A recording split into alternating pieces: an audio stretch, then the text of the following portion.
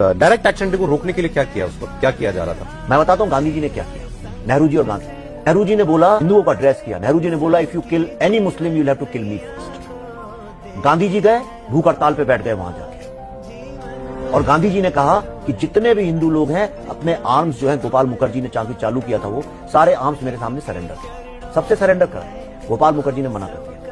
उसने कहा अगर मैंने अपनी बहू बेटियों बच्चियों को जब बचाने के लिए अगर एक कील का भी इस्तेमाल किया है तो मैं आपके सामने समर्पित हूं। उसके बाद गांधी जी गए नोआखली। नोआखली में राजेंद्र लाल रॉय चौधरी थे। मैं इसलिए इन हीरोज के नाम बोल रहा हूं क्योंकि एक बहुत बड़ा झूठ हमें जो सिखाया गया।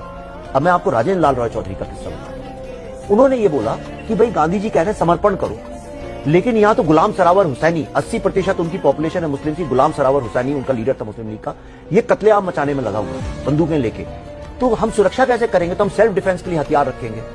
गांधी जी कांग्रेस ने कहा नहीं ये गलत है, वो नहीं माने, उन्होंने बंदूक रखी। लक्ष्मी पूजा होती है, खोजागिरी लक्ष्मी पूजा बंगालियों में बहुत महत्वपूर्ण होती है। उसमें उनने जितने हिंदू थे शहर के उनसे कहा आके तुम मेरी बाड़ी में रहो। उनको अपने घर में शरण दी।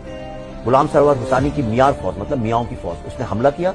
2 दिन 2 रात तक वो आदमी अकेला अपने हथियारों से लड़ता रहा। अंततः उन 400 हिंदुओं को काट दिया गया और इनका सर काट के तश्तरी में पेश किया गया गुलाम को, और उनकी 2 बेटियों को सेक्स स्लेव दिया गया। उनका नीचे वाला धड़ स्वाम्प में फेंक दिया गया। गांधी जी एक दिन पद यात्रा पे जा रहे थे, गांधी जी के पांव के सामने उनकी लाश वहां